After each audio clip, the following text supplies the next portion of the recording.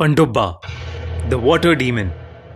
अगर कोई आपसे किसी नदी या तालाब के किनारे थोड़ी सी शराब या एक बीड़ी मांग ले तो आप क्या करेंगे? शायद आप उसे एक घूंट या एक बीड़ी दे देंगे, पर अगर वही मांगने वाला आपको अपने साथ पानी में ले जाकर डुबाकर आपकी जान ले ले तो? मोहन बिहार के गया जिले के एक छोटे से गांव में रहता था और एक दिन बाद उसका जन्मदिन था। वो 18 साल का होने वाला था। उसके ज्यादा दोस्त नहीं थे, तो उसने सोचा कि वो अपना जन्मदिन अपने माँ बाप के साथ मनाने के बाद खुद को एक छोटी सी पार्टी देकर स्पेशल बनाएगा। पर उसे क्या पता था, पर ये उसकी जिंदगी की सबसे भयानक पार्टी होने वाली थी। मोहन की उम्र ज्यादा तो नहीं थी, पर उसके कुछ कम उम्र दोस्तों ने बीड़ी और शराब पीना शुरू कर दिया था। मोहन को लगने लगा था कि शायद बड़े होने का मतलब बीड़ी और शराब पीना ही था। उसने डिसाइड कर लिया था कि इस साल अपने जन्मदिन पर वो कुछ बड़ों वाला काम करेगा। मोहन ने प्लान बनाया था कि वो स्कूल से आएगा, मम्मी पापा के साथ खाना खाएगा और सबके सोने के बाद अपने पापा की अलमारी से बीड़ी निकाल लेगा और एक प्लास्टिक की बोतल में उनकी थोड़ी सी विस्की डालकर अपने बर्थडे को सेलिब्रेट करेगा। बहुत दिमाग लगाने के बाद मोहन को आइडिया आया कि वो अपनी पार्टी किसी ऐसी जगह करेगा जहां उसे कोई नहीं देख सकता था, और गांव के पास वाले तालाब से बेहतर जगह हो ही नहीं सकती थी। उस तालाब के पास रात के समय कोई नहीं जाता था, लेकिन उस गांव के लोग कहते थे कि 10 साल पहले एक लड़के की उसी तालाब में पनडुब्बा के हाथों मौत हुई थी। पनडुब्बा के बारे में मोहन ने कई चीजें सुनी थी। कोई कहता था कि पनडुब्बा उस तालाब में रहने वाला एक राक्षस था, तो कोई कहता था कि अगर उस तालाब के पास कोई जाता है तो कोई जानवर जैसी चीज उसे पानी के अंदर खींच लेती है। पर मोहन इन सब बातों में नहीं मानता था। उसे लगता था कि ये बस बच्चों को डराने के लिए बनाई हुई कहानियां थीं। फाइनली मोहन का जन्मदिन आ गया और वो अपने प्लान के मुताबिक पहली बार इतनी रात में घर से बाहर निकलकर उस तालाब के पास जा रहा था। रास्ते में एकदम अंधेरा और गहरी शांति थी। मोहन अपने फोन की टॉर्च ऑन कर खेतों के बीच से जा रहा था, जहां उसे बस अपने कदमों और झिंगुरों की आवाजें आ रही थीं। तभी उसे अपने सामने वो तालाब दिखा। मोहन के अलावा वहां दूर दूर तक कोई नहीं था। उस तालाब पर सन्नाटा छाया हुआ था। मोहन को थोड़ा डर तो लग रहा था, पर उसने अपने डर को अपने अंदर समेटा और तालाब के किनारे बैठ गया।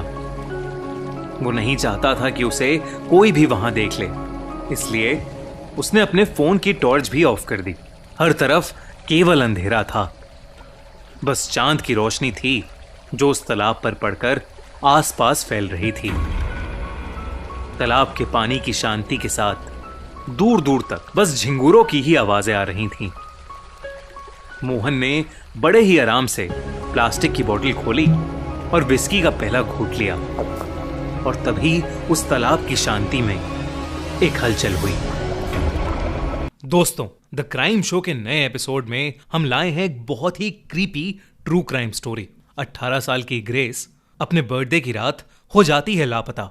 इन्वेस्टिगेशन पर पता चलता है कि उसे डेटिंग ऐप टिंडर पर एक लड़का मिला था जो कि एक साइको था, और उससे मिलने के बाद से वो गायब है। क्या हुआ ग्रेस के साथ, जानने के लिए देखिए हमारी नई स्टोरी टिंडर मर्डरर हमारे नए crime channel the crime show पर। लिंक डिस्क्रिप्शन और पिन कमेंट में। मोहन ने पीछे मुड़कर देखा तो वहां कोई नहीं था। उसे लगा कि कोई तालाब का मेंढक या मछली होगी, तो उसने उस पर ज्यादा ध्यान नहीं दिया, और अब अपनी जेब से एक बीड़ी और माचिस का डब्बा निकाला। उसने बीड़ी अपने मुंह में रखी और जैसे ही उसने माचिस जलाई, उस आग की रोशनी में उसे अपने पास कुछ दिखा। उसने माचिस की लौ को साइड में किया, पर अब वहां कोई नहीं था। उसे लगा कि ये सब उसके मन का डर है, तो उसने विस्की का एक और घूंट लिया, फिर आंखें बंद की और वहीं लेटकर बीड़ी पीने की कोशिश करने लगा। अचानक उसे महसूस हुआ कि ठीक उसके मुंह के पास कोई है, जिसकी सांसें मोहन के चेहरे पर आ रही थीं। मोहन ने आंखें खोली तो उसे 2 चमकती नीली आंखें दिखीं, जिसे देखकर वो घबरा उठा। वो डर के मारे झटपटाया तो वो नीली आंखें उससे थोड़ा पीछे हो गईं। मोहन घबराहट के मारे वहां से उठा और अपनी टॉर्च जलाकर उसने देखा कि उसके बगल में एक बहुत ही अजीब सा जीव बैठा था, जिसका पूरा शरीर काई से भरा हुआ था। उसके हाथ और पैर दोनों उल्टे थे, नाक बेहद बड़ी और लंबी, बड़ी बड़ी बाहें और 2 हाथी जैसे धारदार दांत थे। वो मोहन से एक धीमी पर साफ आवाज में बीड़ी और शराब मांग रहा था और अपनी बड़ी भयानक आंखों से उसे घूरते हुए अपने बेहद ही नुकीले नाखूनों वाले हाथ मोहन की तरफ बढ़ा रहा था। जैसे ही मोहन ने उसे अपने पास आते देखा, उसका खून जम गया, क्योंकि उसे समझ आ गया था कि वो पनडुब्बा ही है जिसके बारे में सभी गांव वाले बात करते थे। और गांव वालों के अनुसार पनडुब्बा किसी को भी डूबने से पहले उससे तंबाकू या शराब ही मांगता है, और मोहन के पास दोनों थे। पनडुब्बा फिर से अपनी धीमी आवाज में बोला और मोहन से बीड़ी और शराब मांगने लगा। वो धीरे धीरे अपने नुकीले हाथ मोहन के चेहरे के बेहद करीब ले आया। मोहन, जिसके एक हाथ में बीड़ी और दूसरी हाथ में शराब थी, वो सुन्न पड़ गया और उसके पसीने छूटने लगे। पनडुब्बा अब धीरे धीरे उससे बीड़ी और शराब मांगते हुए उसके और पास आ रहा था।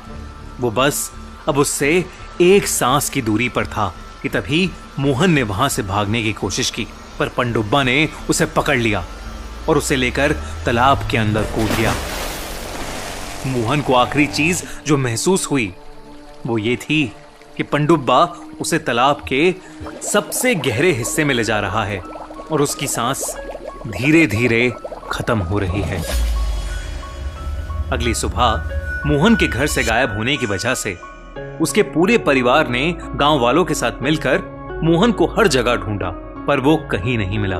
फिर जब सब हिम्मत करके तालाब के पास गए तो उन्होंने देखा कि तालाब के किनारे एक प्लास्टिक बोतल और बस एक आधी बुझी हुई बीड़ी पड़ी थी, और उसी तालाब के बीचों बीच एक लाश तैर रही थी, जिसके मुंह, आंख और नाक सब तालाब के गंदी काई से भरे हुए थे। वो लाश और किसी की नहीं बल्कि मोहन की ही थी। मोहन की लाश को देखकर सबको यकीन हो गया कि उसका ये हाल और किसी ने नहीं बल्कि पनडुब्बा ने ही किया था। बिहार में कई इलाके ऐसे हैं जहां लोग पनडुब्बा के भूत से डरते हैं। अक्सर जो इंसान तालाब में डूब कर मर जाता है उसकी आत्मा को मुक्ति नहीं मिलती और वो पनडुब्बा बन जाता है। कहते हैं कि वो तालाब या नदी के किनारे वाले हर तंबाकू या शराब पीने वाले इंसान से अपनी शराब और तंबाकू की तलब पूरी करने की मांग करता है और फिर उसी इंसान को पकड़कर पानी में डुबाकर जान से मार देता है। ऐसा ही एक पानी का राक्षस यानी वाटर डीमन जापान में भी पाया जाता है, जिसे वहां के लोग कप्पा कहते हैं। तो दोस्तों, अगर तंबाकू और शराब की वजह से होने वाली बीमारी से अगर जान बच भी जाए तो पनडुब्बा आपकी जान जरूर ले लेगा, इसलिए सावधानी बरतें। आज की कहानी जनहित में जारी। हमारी नई crime story Tinder murder check out करना मत भूलना। एंड स्क्रीन पर क्लिक करो और देखो।